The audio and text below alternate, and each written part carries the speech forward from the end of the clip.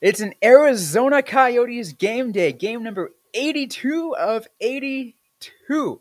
They face off against the Nashville Predators. We talk with Nashville Predators, the Locked On Predators of this episode, so be sure to stay locked in. You're Locked On Coyotes, your daily podcast on the Arizona Coyotes, part of the Locked On Podcast Network, your team every day.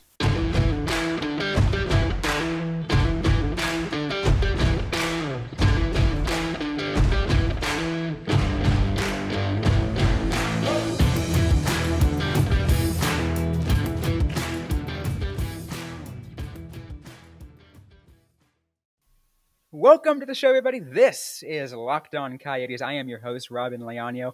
I want to thank everyone for making Locked On Coyotes your first listen every day. We are 100% free and available on all platforms.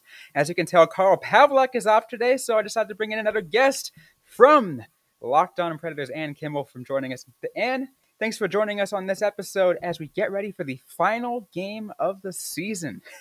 It seems so strange that we're at 82. It feels like we just started in some ways, and in other ways, it's like this season has been dog years. I mean, for the Arizona Coyotes, this season felt forever. Yeah. It's, oh my God, like it's unbelievable. But it's also interesting because we're getting to the point where, like, the Coyotes are going to be playing one last home game in their own home arena. We're going to get to that, in a little bit, but I wanted to take a preview first into the Nashville Predators because obviously they played each other a few times already, but yep. We haven't had a crossover. I mean, I think, which I had to think about. I'm like, have I met the Predators host yet? I'm like, no, I don't think I have. I know we're going to have to but next season we're going to nail it down. Oh, we will get it, absolutely. Especially, this was the first year the Arizona Coyotes were in the Central Division, so like there are still some kinks to work moving into a new division, but we'll get it. We'll get it full force next season. That's right. But let's get things off first. First and foremost, as of this week, Nashville Predators playoff bound. What did it take for the Nashville Predators to get to this point?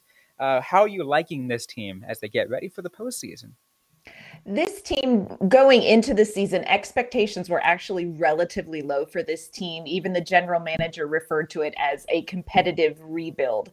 So expectations across the league and even here in Nashville were relatively low. So the way the season's turned out has been delightful for the most part. The goal was to make it into the playoffs. The Predators have done that. So they have met those expectations, or kind of met that benchmark. But we've also had some record-setting season for several of our players. So it's been an exciting year to watch. It's also been a little bit frustrating because you would get a taste of potential and then they just couldn't quite keep it going. So consistency maybe has been an issue this season for the Predators. I can feel that. Consistency it has plagued teams, ours included, and it is absolutely crazy. But I do know that I believe at this point there was still that kind of like back and forth, first wild card or second wild card, depending on what happens with the Predators and also what happens with the Dallas Stars. Do you have a preference on who you face in the first round? We do. I think if you asked anybody in Nashville, they would really prefer to see the Calgary Flames. The Predators and Flames just played recently. Very heated game, so I think it would make for just some good hockey viewing. But facing the Colorado Avalanche just seems a little daunting and not something that necessarily the Predators want to have to do right starting into the postseason. And everything has sort of changed in the last couple of days because in that Calgary game, UC Saros went down with an injury. And so our goaltender, who's had a great year, all of a sudden is questionable for the postseason. So I think we want to avoid Colorado if possible. But Calgary also is not nothing. So that series, no matter who the Predators end up facing, it's going to be a challenge for this team. I was actually going to ask about the goaltending situation because I did see the news about UC Saros and seeing how that works for the rest. Is there any confidence in David Riddick, or is it? Well, not as much as maybe you would want to have in your backup goaltender going into the playoffs. And I say that with love because David Riddick as a person is much loved here in Nashville. But as far as being in net, he hasn't had a lot of starts. I'm not sure that he has played as well as he would like to have played. And so what they've done right now is Riddick got the start against Colorado, and against Arizona, you all will be facing Connor Ingram, who they recalled from the Milwaukee Admirals. So I'm not 100% sure that we will only see Riddick in the postseason. There is a chance that young Connor Ingram may get some time in the postseason, but it's all so up in the air, and it's really sort of taken any wind out of the sails of Predators fans who were so excited about the postseason. But it's been really hard to get excited because with UC Saros out, he's really won a number of games for us, and I don't know how this is going to look without him. I know that feeling. Like a goaltender really can make a difference, right? And like and I talked about that last year, for the the Arizona Coyotes, because they had a trifecta, but all three would get injured, and it's just like, oh, come on! It just got so frustrating. So I can completely understand when you have a top person, especially out. Yeah. Couple other things too. A player that was a former Coyote for a couple years. We want to give a check in on him because we always talk about former Coyotes players and always playing super well against the Coyotes when they face each other. Nick Cousins, how has he looked this year? Nick Cousins is one of those players that has filled in everywhere. He's kind of an accordion player. You can plug him in almost anywhere in the lineup, and he's going to be active. He's going to contribute something. Statistically speaking, probably not as good as he would have liked to be. He has shifted a lot through the lineup. And maybe not seen the minutes that he would like to see. But Nick Cousins is one of those players that is just reliable. He is solid. Head coach John Hines has only positive things to say about what Cousins brings to the lineup. He's very tough. He's reliable. He's responsible with the puck. And so, he's sort of one of those backbone players that maybe you don't talk about a lot, but you need him in the lineup. So we're taking pretty good care of him. That's great to hear. I mean, it's been a few years since he's been on, but I always like tracking former Coyotes because there's a lot of stories, a lot of other players who have go on to do pretty well with other teams. So I'm glad to hear all that. Anyways, though, Arizona Coyotes and Nashville Predators, they face off tonight at 7:30 p.m. at Gila River Arena. Final game at Gila River Arena for the Arizona Coyotes. We're going to get to more on that in just a sec, but first, we're going to turn to Ann for a couple words from our friends. So today's episode is brought to you by our friends at Built Bar. Now, summer is coming, and with summer, you're going to be on the go, and you're going to need some food for on the go. Built Bars are the perfect snack to take with you on family vacations. You can throw them in your bag, toss them in your kids' backpacks. Make sure that everyone has a bar so that you're fueled for your summer adventures. And the best part about Built Bars is that they are healthy and delicious. There is no more sacrificing delicious food for health. With Built Bar, you get both, and it's easy. All you have to do is go to built.com and order now. All Built Bars and Puffs are covered in 100% real chocolate. That means that with Built Bar, you can eat healthy and you will enjoy it. You will think you're eating a treat. And they have Built Bar Puffs. These things are incredible. They come in crazy flavors like banana cream pie, cinnamon churro. Who doesn't want a protein bar that tastes like a churro? And they only have 140 calories. And if that's not enough flavor for you, then you might want to try a mixed box. The mixed box comes with 12 flavors of bars and puffs.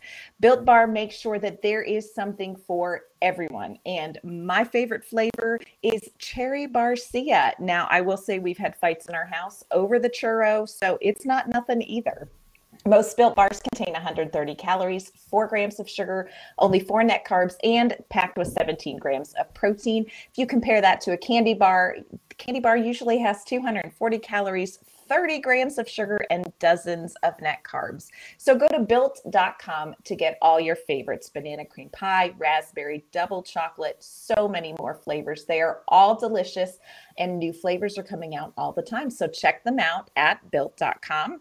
Go to built.com, use promo code LOCKED15, and you will get 15% off your order. That is promo code LOCKED15 for 15% off at built.com.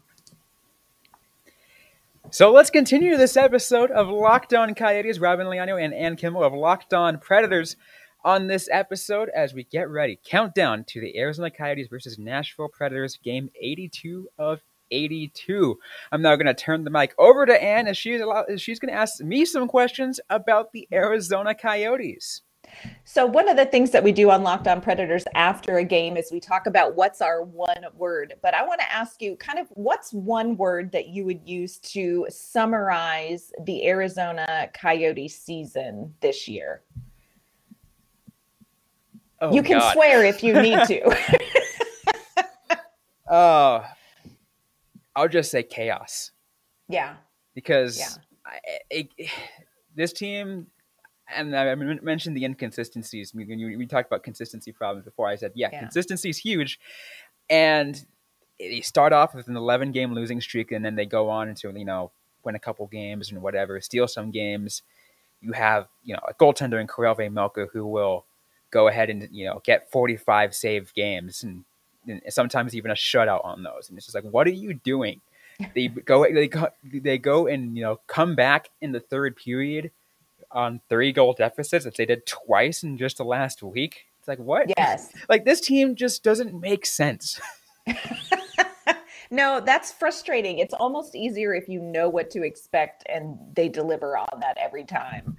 Yeah. What has been the area that you have seen the most growth in this team, or something where you feel like they have gained consistency and confidence in over the course of this season? Well, it's hard to really put consistency and confidence in the same sentence with Arizona Coyotes, because this is a completely rebuilding team, a completely new team. New coach, new second-year GM, so it's 100% new. And this team is so young. They had injuries plague them and everything, so it's really hard to put that into place. But this team has learned how to grow into that system relatively fast. Mm-hmm. The first month of the season, it was absolutely terrible. It just looked like this team had absolutely no experience together whatsoever, and they finally grew with each other. They finally understood each other. The talent's still not there, so that's why they kept losing games. Mm-hmm. But they know the system better, and we're able to identify it as that, okay, this team is getting physical. They know how to compete. Before, we're just like, can they compete? Like, okay, yeah, they can. Mm-hmm. Are they going to win games? No, but they will lose competing. That matters, though. That matters. Yeah, absolutely. So where do you see them going in the offseason? What are they going to address in this offseason that you think will make a difference going forward next year? Well, they're gonna keep bolstering up. They don't have they have a lot of pending free agents, so they're gonna find who deserves to stay based off of players that played well this year, as well as take a look at the draft coming up. I mean, they're gonna have a guaranteed top 5 pick in the upcoming draft. They have 3 picks in the first round. Wow. In this next year draft. So they in this deep draft, they will choose and they will choose right, I believe. And, Bill Armstrong has so far done a great job in drafting, as he did last year. And I think we'll see more of that. Now they're going to bolster up the offense. I think they need more centers. I've been joking around the Coyotes that they don't really have a true first line center. When Nick Schmaltz is your first line center most of the time, that's a problem. So they're gonna work on that. Yeah. Okay. So there was one player that Nick and I at Locked On Predators had our eye on. We were really pulling for the Predators to work something out before the trade deadline, and it didn't happen. We're still disappointed. Talk to me a little bit about Phil Kessel and his season with the Arizona Coyotes, because I'm telling you, we still have just regret and remorse that the Predators did not make a move for him. Yeah, I think the Coyotes were actually hoping to move. Well, I'm not sure they were hoping to move him, but Phil Kessel was hoping to be moved. Yeah. Because it's frustrating for a player of his age and at his talent level to, have a final year of his contract playing for a rebuilding team. He doesn't want. We knew he didn't want it, so we were actually paying attention to the trade deadline. Is any team going to put out an offer for him? And we actually think there probably were offers for him, but not at the value the Coyotes were hoping for. So like they Right. said, so they were just like, okay, we understand you want to leave, but we can't. We just don't see the value in trading you at this time. And yeah, it seemed like it frustrated him the first couple of days, but he's played well. He has not scored a lot this year, though. Yeah. He's pretty low in the goal scoring, which is actually very surprising. But that still doesn't mean he's not on the score sheet. He's got a lot more assists this year than a lot of the other players, and he's performing, and he's performing well. He has, I think, one goal short of 400 in his career, and Gosh. so he's super close, super close. And not only that, is earlier this year with Keith Yandel getting scratched, he now holds that really close, hoping to stay on that Ironman streak to break the record. If he has a team next year, we don't know, but if he has a team next year, he's going to try to go for that record. He's only about 10 games behind. Oh gosh, Nick and I were so high on him in the trade, and when it didn't happen, I have to tell you that we kind of we had a moment of sorrow, and then we wished him well with Arizona. But that's one of the players that we've kind of kept our eye on. And of course, the big story in Arizona is saying farewell to your arena. What is that like? How is that going over with the fan base and with the team? What is the vibe there?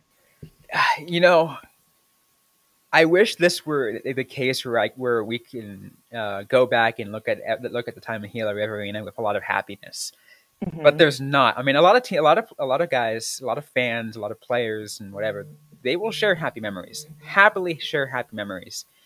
But unfortunately, the years are also tied in with financial woes in the city of Glendale just not liking the Coyotes for some reason. So there was a lot of fans have a lot of remorse for the city of Glendale. So it almost seems like this tenure is ending in a somewhat bitter end, unfortunately. Oh, I mean, a lot of them are, and some of them are happy that they're leaving Glendale. It's like, yes, they're finally getting out of there. They can finally move on forward. But there are also fans who are like threatening to, give up their season tickets or just saying they're never going to watch another game again, because their temporary venue before their new one gets approved and built is a 5,000 seat college venue. Yeah. So like that, I can understand the frustration, but you got to make do with what you can. And it's in Tempe, and I think that's where they want to be. They want to be in the Coyotes fans want to be in the East Valley. They want to be able to watch games there because it's easier to get to and everything. So like, yeah, fans are just at this point, they're just ready to get out. Yeah. Yeah. Oh gosh. So if we look at the game tomorrow night, what do you think a key would be, or the keys are for Arizona to get a win over the Nashville Predators? What do Predators fans need to keep their eyes on? I think it's just, don't let any single goal, ruin your confidence. That's the biggest problem for the Arizona Coyotes, because sometimes you'll have one quick goal, a goal that happens in within the first 2 minutes of a period, and it destroys them. Second period, even more so. The second period is what I've called as the Coyotes collapse period, because they just collapsed in that period. Earlier this month against like the Flames, for example, they let 6 or 7 pass in the second period. That final score of the game ended up being like 9-1. Very, very poor game for the Coyotes. In games where they don't let that happen, and sometimes it happens, sometimes it doesn't. But the Coyotes will rebound. They'll kind of okay, well, third period they will go out on a tear like they did in the last few games. They just somehow go and score 3-4 goals in a single period. It is absolutely unbelievable. Yep. And that's a little bit terrifying, because Nashville tends to play well against plays better against higher ranked teams, and we lose games to teams that on paper don't look like they're going to be very competitive. So I think tomorrow night is going to be a very interesting matchup for both teams. There's probably, I'm assuming there's going to be some emotion for the Arizona Coyotes as the last game in the arena. Nashville Predators, we're just trying to keep our head above water with UC Saros out. Yeah, I think Arizona Coyotes fans are ready to end this on a high note, and I'm hoping they do. I mean, it's the what's the term I'm looking? Well, they've like the way they're ending the season already. They're just creating chaos in the league. So they are. They almost gave Dallas a scare. So. Yeah, they're playing spoiler in a lot of ways, which is fun to watch, except when it's our team coming in, then we would like it to just play out the way the numbers show it. Absolutely. We still got more to get to on this episode of Locked On Coyotes, though. We're going to get to our predictions for the game, wrap things up of this episode. Before we get to that, I want to let you guys know today's episode is brought to you by BetOnline. BetOnline.net is your number one source for all your betting stats and sports info. Find all the latest sports developments, league reviews, and news, including this year's basketball playoffs and the start to the Major League Baseball season. BetOnline is your continued source for all your sports wagering information, from live betting to playoffs, esports, and more. Head to the website or use your mobile device to learn more about the trends and action. BetOnline, where the game starts. So let's now finish things off on this episode by getting into predictions. Once again, Arizona Coyotes versus Nashville Predators at 7:30 p.m. We're gonna it's at Gila River Arena. Once again, the final game at Gila River Arena. Let's get to those predictions. First, we don't have the lines available, right? We do not have the lines available because the Nashville Predators at the time of this recording are actually in a they have a first game of back-to-back, so we can't get to that first. But let's get to those final predictions as we get to this game. I'm going to say based off the trends, Coyotes 1.5 underdogs, total points probably roughly 6 to 6.5 points. So combined total score between the two around 6 points. I'm going to let you think. Where does this game go? You know, so much about the end of this season, these last couple games for Nashville all revolves around missing UC Saros. In this game, Arizona's going to see Connor Ingram in net. I think it's probably going to be a relatively high offense game. If we're calling a score, I'm going to say this is going to be like a 5-3 game. Hopefully Nashville, but the way things are going right now with Nashville, anything could happen. 5-3 your pick. So take the points for Nashville and go over. If based off it, that's where roughly the trends are going to go. It's hard for me to make a prediction on this one because the Arizona Coyotes, which version of the Coyotes am I going to see? Am I going to see the Coyotes at the beginning of April where they lose 9-1 to the Flames? Or the team that takes the St. Louis Blues into overtime, that beats the Minnesota Wild 5-3, and that beats the Dallas Stars in overtime after coming back? Like, which version am I going to see? Yes. Yeah. And I'm hoping to see that latter, the Coyotes I've seen the last week, just this last week alone. And I think we're going to see it again. It's one last game at Gila River Arena. Yes. Even though, a lot of these fans are excited to leave, they want to go, the Coyotes team are going to want to go out on a high note of this arena, go out with a win, show to the fans that they still care, but there's still a lot to come up in the future. All these players have something to prove. So Karel Vejmelka is going to be the likely starting goaltender. He has proven he can steal games. Lately, because of how the games are going, this one is going to be a game that goes over the general 6 points. So I'm going to have my prediction.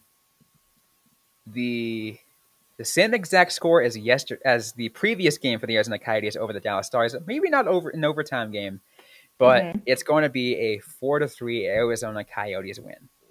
Okay. All right. You do have emotion on your side, so we'll have to see how this pans out. I think it's going to be a really exciting way to end the regular season for both teams for sure. It is going to be, honestly, I'm excited. I'm excited for it, and Arizona Coyotes know that they don't have to worry about draft position anymore. They're going to be, they're guaranteed locked 31st out of 32nd. They cannot go any worse than Montreal. Unfortunately, we're still hoping to go on that shame for shame sweepstakes, but now that there's no working that, it's again the kind of play spoiler attitude, just kind of see if you can just ruin people. And I'm sorry to bring that to you, but like it's just I like to say it like I just like chaos. Well, losing tomorrow night will create even more chaos for Nashville. So hopefully Nashville can pull out a win, but honestly, anything could happen. Absolutely. Anything can happen, but we're going to get things ready. Wrap things up on this episode of Locked On Coyotes. I'm going to allow you to share how my listeners can find you guys and your podcast. So if they want to know any more about the Nashville Predators, that they can turn to you guys. You can find our podcast on Twitter. It's at LO_Predators. And you can find me on Twitter at AnnK_Mama on Ice. And that's where you can find them. For us at Locked On Coyotes, we're available everywhere you get your podcasts, including on YouTube, on social media.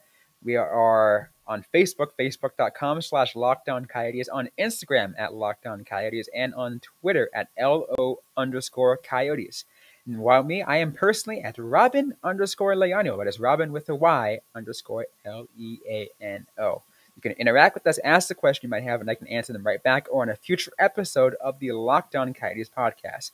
And as a reminder to all the Coyotes fans out there, do not forget to send me your favorite memories of Gila River Arena. I'm going to be sharing them on an episode shortly after the end of the season because I love sharing them. I have already got some great submissions from you guys. Thanks once again. So lockedoncoyotes@gmail.com. Send them there, and I will go ahead and read them on the air. But that's going to be it for today's episode of Locked On Coyotes. Hope you guys stay safe out there. Hope you guys are staying healthy. And don't forget to howl on.